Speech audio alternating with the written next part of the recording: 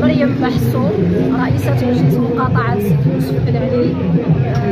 اليوم حنايا في اليوم الثاني من نشاط حملة النظافة، بطبيعة الحال العناية بالبيئة والتحسيس حول أهمية البيئة. كيف ما كتشوفوا معنا حنا اليوم كاينين أمام القاعة المغطاة سيدي يوسف بن علي الحي الجديد لليوم الثاني. بطبيعة الحال كاينين وليدات كيتحسوا ورشات معامل تربوية كتهتم بالبيئة معنا الناس الشركاء ديالنا الأساسيين بطبيعة الحال، لأن وحدنا ما يمكنش نديرو كلشي.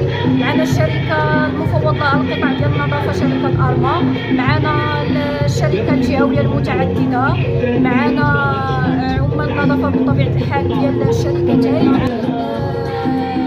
رجال من الإنعاش الوطني، معنا كذلك الناس ديال المكتب الصحي بجماعة مراكش. بطبيعة الحال حنايا كنحاولوا أن من خلال أننا نديروا افتتاح لواحد الحملة تحسيسية توعوية بالنظافة. هاد الناس كلهم هاد المتدخلين راه كلهم كيشتغلوا يوميا بطبيعة الحال بالتنسيق مع بعضياتهم، ولكن اثرنا ان هاد اليومين تكون تحسيس التوعيه شويه ديال نفيقوا، خصوصا مع هاد الحراره ومع هاد الاجواء اللي تغيرات اللي ظهروا معها حشرات وظهرت معها ايضا حتى شكايات ديال الساكنه. فحنايا مشاركه وتلبيه واستجابه لمطالب الساكنه ارتئينا اننا نديروا هاد الحمله باش نكونوا قراب منهم ونكونوا معهم، وفي نفس الوقت تكون توعويه تحسيسيه بالدرجه الاولى لينا وبالدرجه بطبيعه الحال الثانيه لوليداتنا اللي غادي ياخذوا المشعل من بعدنا.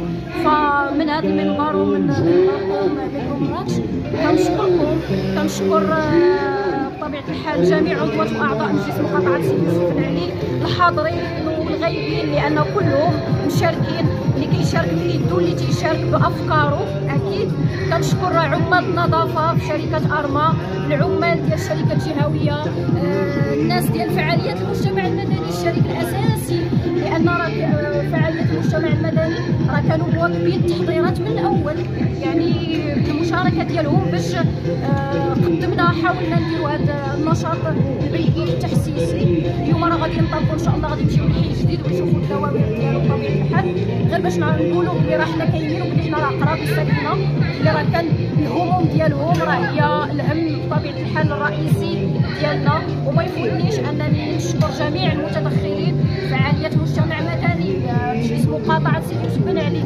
جماعه مراكش، السلطات المحليه بطبيعه الحال اللي كيكونوا مواكبيننا وكيكونوا معنا في اي وقيته. وكنشكركم حتى نتوما، ونتمنى ان شاء الله يكونوا خير لهذه المقاطعه ولصالح بطبيعه الحال الوطن ديالنا.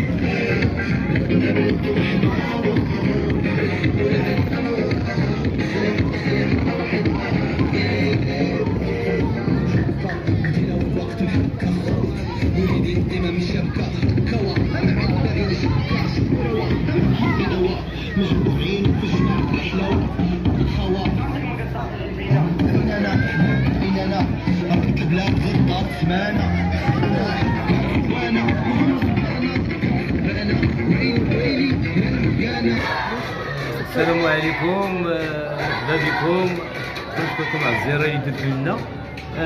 هذا النشاط هو انطلاقه تاع الايام التحسيسيه اللي كنختصروها في يومين، واحد وجوج. واحد نهار البارح كان ثقب الرباح وبعد المرافق المجاوره، واليوم يعني دوار الجديد، دوار الحي الجديد. وهذا النشاط هذا نخرج فيه عدد تاع الجمعيات، من بينهم الجمعيه اللي كننتمي لها انا عذر فيه مولاي ادريس باروما، كشفيه الحسنيه المغربيه فرع سيدي يوسف النخيل. الدور ديالنا حنا بالنسبه للشبري هو ما هو تحسيسي وتنشيطي، والجمعيات الاخرى حتى هي يعني كتقوم بنفس العمل. استخدمنا واحد العدد تاع الاطفال درنا لهم ورشات حول البيئه، وهذا الجمله هذه اعتبرنا احنا كجمعيات انها غتكون انطلاقه، لانه الهدف ديالنا هو السنه المقبله ان شاء الله. لانه اذا كتلاحظوا حتى بالنسبه للوقت كاع الجمعيات عندها هزيز دابا هو المخيمات الصيفيه، يعني الاكثريه الاطر ما مسالينش في هذا الوقت هذا. لهذا اش غادي نديروا ابتداء من السنه المقبله غادي تكون جهود مكثفه، وغادي يكون برنامج يعني بالنسبه لنا حنا كشفيه الحسنيه غادي يكون برنامج، لانه سبق هضر مع رئيسه الجماعه غادي يكون برنامج مسطر، يعني كل شهر بيكون فيه برنامج فيه جداريات وفيه اعمال معامل تربويه للاطفال، وغادي نديروا شراكه مع هذه المدارس. هذا هو الهدف ديالنا في السنه المقبله.